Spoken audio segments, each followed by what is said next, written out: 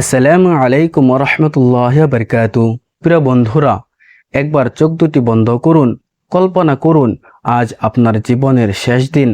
আপনি আপনার প্রিয় মানুষদের মাঝে বসে আছেন। হয়তো আপনার সন্তান আপনাকে ডাকছে, হয়তো আপনার মা আপনার জন্য দোয়া করছেন। হঠাৎ করে আপনার বুকের ভেতরটা ভারী হয়ে গেল, আপনার নিঃশ্বাস ধীরে ধীরে থেমে যাচ্ছে, আপনার চোখ দুটি একসময় বন্ধ হয়ে গেল, পৃথিবীর সঙ্গে আপনার সমস্ত সম্পর্ক শেষ হয়ে গেল।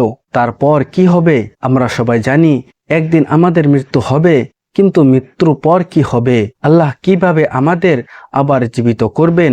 হাজার হাজার বছর পর যখন আমাদের দেহ মাটির সঙ্গে মিশে যাবে, হাড়গুলো গুঁড়ো হয়ে যাবে, তখন কিভাবে আবার আমাদেরকে জীবিত করবেন? আজকের এই ভিডিওতে আমরা জানবো মৃত্যুর পর আল্লাহ তাআলা আমাদের কিভাবে জীবিত করবেন। এমন কিছু সত্য জানবো যা হয়তো আপনার হৃদয়কে কাঁপিয়ে দেবে। তাই ভিডিওটি শেষ পর্যন্ত দেখুন, কারণ শেষের কথাগুলো হয়তো আপনার জীবনকে বদলে দিতে পারে। বন্ধুরা, আল্লাহ আমাদেরকে সৃষ্টি করেছেন একটি তুচ্ছ পানির ফোঁটা থেকে। যে মানুষ একসময় ছিল না, তার অস্তিত্ব ছিল না, আল্লাহ তাকে সৃষ্টি করেছেন।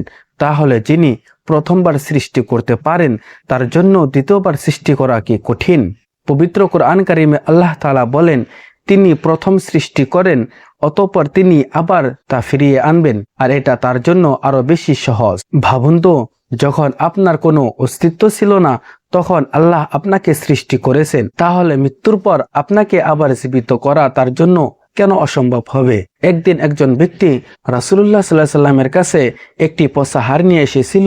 সে হাড়টিকে গুঁড়ো করে বললেন, এই হাড়গুলোকে আবার কে জীবিত করবে? আল্লাহ তখন কোরআনে কারিমে উত্তর দিলেন, বলুন, যিনি প্রথমবার এটিকে সৃষ্টি করেছেন তিনি একে আবার জীবিত করবেন। সুবহানাল্লাহ, কত সুন্দর উত্তর! যিনি প্রথম সৃষ্টি করেছেন তার জন্য দ্বিতীয়বার সৃষ্টি করা কখনো কঠিন নয়। কিন্তু প্রশ্ন হলো, মৃত্যুর সঙ্গে সঙ্গে কি আমাদের জীবিত করা হবে? না, মৃত্যুর পর মানুষের জীবন প্রবেশ করবে বারজাখ নামক এক জগতে। এটি এমন একটি জগৎ যা পৃথিবী ও আখিরাতের মাঝামাঝি একটি পর্দা। কবর হবে কারো জন্য জান্নাতের বাগান, বা কারো জন্য জাহান্নামের একটি গর্ত। রাসূলুল্লাহ সাল্লাল্লাহু আলাইহি ওয়াসাল্লাম বলেছেন, কবর হলো আখিরাতের প্রথম ঘাঁটি। আজ আমরা যে বিছানায় ঘুমাচ্ছি, একদিন আমাদের এই ঠিকানা হবে সে অন্ধকার কবর। আপনি কি কখনো ভেবে দেখেছেন, আপনার ঘরে আলো আছে, এসি আছে, নরম বিছানা আছে, কিন্তু কবরে আপনার সঙ্গে থাকবে না কোনো আলো, থাকবে না কোনো বন্ধু, থাকবে না কোনো সম্পদ, আপনার সঙ্গে থাকবে শুধু আপনার আমল। যেদিন আপনাকে কবরে নামিয়ে দেওয়া হবে, আপনার সবচেয়ে প্রিয় মানুষটিও আপনাকে রেখে চলে আসবে। আপনি ডাকবেন না, কিন্তু যদি ডাকতে পারতেন তাহলে হয়তো বলতেন, আমাকে একা রেখে যেও না। কিন্তু কেউ থাকবে না। এরপর কেটে যাবে শত শত বছর, হাজার হাজার বছর।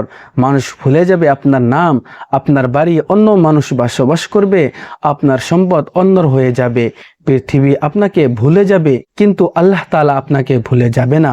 তারপর একদিন পৃথিবীর শেষ সময় উপস্থিত হবে। আল্লাহর নির্দেশে ইসরাফিল আলাইহিস সালাম সিংহায় ফুঁক দিবেন। আকাশ বিদীর্ণ হয়ে যাবে, পাহাড়গুলো ধূলিকণায় পরিণত হবে, সমুদ্রগুলো আগুনে পরিণত হবে, সূর্য নিভে যাবে, সমস্ত সৃষ্টি ধ্বংস হয়ে যাবে। আপনি, আমি, ফেরেশতা সবাই মৃত্যু করবে। তারপর কত সময় অতিবাহিত হবে তা একমাত্র আল্লাহ তাআলাই জানেন। এরপর আল্লাহ তাআলা ইসরাফিল আলাইহিস সালামকে জীবিত করবেন এবং দ্বিতীয়বার সিংহায় ফুঁক দেওয়ার জন্য নির্দেশ দিবেন, এবং তখনই তারা তাদের কবর থেকে উঠে তাদের রবের দিকে ছুটে আসবে। ভাবুন তো, আপনি হাজার বছর পর কবরে শুয়ে আছেন, হঠাৎ একটি আওয়াজ শুনতে পেলেন, আপনার শরীরে আবার প্রাণ ফিরে আসলো, আপনার চোখ খুলে গেল, আপনি অবাক হয়ে চারদিকে দেখছেন।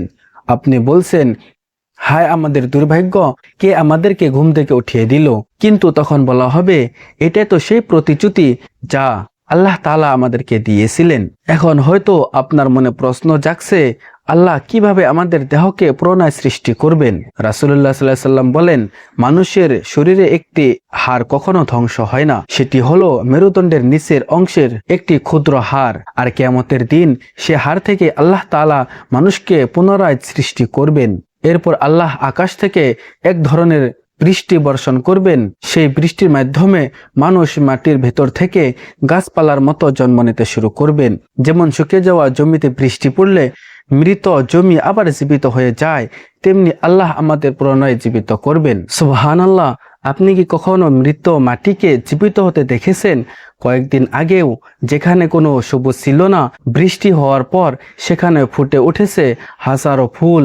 আল্লাহ কোরআনে বারবার এই উদাহরণ দিয়েছেন যাতে আমরা বুঝতে পারি পুনরায় জীবিত করা অসম্ভব নয়। যিনি মৃত জমিকে জীবিত করতে পারেন, তিনি কি মৃত মানুষকে জীবিত করতে পারবেন না? অবশ্যই পারবেন। আর সেই দিন মানুষ সবাই একত্রিত হবে মাহশরের ময়দানে। কেউ থাকবে না রাজা, কেউ থাকবে না গরিব, কেউ থাকবে না প্রধানমন্ত্রী, কেউ থাকবে না ভিখারি।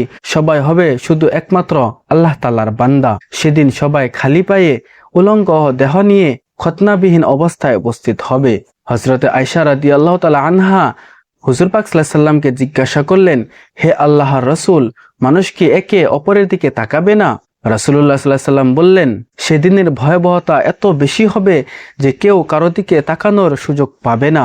ভাবুন তো, সূর্য মানুষের মাথার এত কাছে থাকবে যে ঘামের মধ্যেও মানুষ ডুবে যাবে। কেউ তার গোড়ালি পর্যন্ত, কেউ হাঁটু পর্যন্ত, কেউ কোমর পর্যন্ত এবং কেউ নিজের মুখ পর্যন্ত ঘামে ডুবে থাকবে। সেদিন মানুষ বলবে, হে আল্লাহ, আজ যদি আমাদের হিসাব হইতো। বন্ধুরা, এই পৃথিবীটা আমাদের আসল বাড়ি নয়। আমরা এখানে এসেছি মাত্র কয়েকদিনের জন্য। আমাদের আসল জীবন শুরু হবে মৃত্যুর পর। আজ আমরা কত কিছু নিয়ে চিন্তা করি। কে আমাকে আপন করলো, কে আমাকে ভালোবাসলো না, আমার কত টাকা হলো, কত সম্পদ হলো, কিন্তু আমরা কি কখনো ভেবে দেখি কবরে আমাদের কি হবে? আমার নামাজ কি আমাকে রক্ষা করবে? আমার কোরআন তেলাওয়াত কি আমার জন্য আলো আসবে? আমার চোখের পানি দিয়ে করা তওবাগুলো কি আল্লাহ তাআলা কবুল করবেন, নাকি আমার গুনাহগুলো হবে আমার ধ্বংসের কারণ? একদিন এই ভিডিও শেষ হয়ে যাবে, একদিন আমার কণ্ঠ থেমে যাবে, একদিন আপনার এই মোবাইল ফোনটিও আর আপনার হাতে থাকবে না, কিন্তু যেটা থাকবে সেটা হলো আপনার আমল। তা আজ নিজেকে একটি প্রশ্ন করুন, যদি আজ রাতে আপনার মৃত্যু হয়, আপনি কি আল্লাহর সঙ্গে সাক্ষাতের জন্য প্রস্তুত? আপনি কি আপনার মাকে কাঁদিয়েছেন? আপনি কি কারো হক নষ্ট করেছেন? আপনি কি 5 ওয়াক্ত নামাজ আদায় করেছেন? আপনি কি তওবা করেছেন? মনে রাখবেন, আল্লাহ অত্যন্ত দয়ালু। যত বড় গুনাহ হোক না কেন, যদি বান্দা সত্যিকারের অর্থে তওবা করে, আল্লাহ তাআলা তাকে ক্ষমা করে দেন। হয়তো আজকের এই ভিডিও আপনার জীবনের মোড় ঘুরিয়ে দিতে পারে। হয়তো আজকের এই কয়েকটি কথায় হবে আপনার জান্নাতের পথে প্রথম পদক্ষেপ। চলুন আমরা সবাই আজ আল্লাহর কাছে ফিরে আসি, তার কাছে ক্ষমা চাই, তার কাছে কাঁদি, কারণ আমরা জানি না আগামীকাল আমরা বেঁচে থাকবো কি না। শেষ করার আগে আমি আপনাকে একটি কথা বলতে চাই, যেদিন আপনার মৃত্যু সংবাদ আসবে, পৃথিবী থেমে যাবে না, সূর্য ঠিকই উঠবে, মানুষ ঠিকই কাজে যাবে, কিন্তু আপনার জন্য শুরু হবে এক নতুন জীবন। সেই জীবনের প্রস্তুতি কি আমরা নিয়েছি? আল্লাহ যেন আমাদের মৃত্যুর পর সহজ হিসাবে অধিকারী করেন, আমাদের কবরকে জান্নাতের বাগিচা পরিণত করেন। কিয়ামতের দিন আমাদেরকে তার আরশের ছায়ায় স্থান দেন এবং আমাদেরকে জান্নাতে ফিরদাউস নসিব করেন। আমিন ইয়া রব্বুল আলামিন। প্রিয় বন্ধুরা, এই বিষয় নিয়ে যদি আপনাদের কোনো ধরনের প্রশ্ন থাকে তাহলে অবশ্যই কমেন্টে আপনার প্রশ্ন লিখে যান। ইনশাআল্লাহ আপনাদের করা প্রশ্নের উত্তর দেওয়ার চেষ্টা করব। আসসালামু আলাইকুম।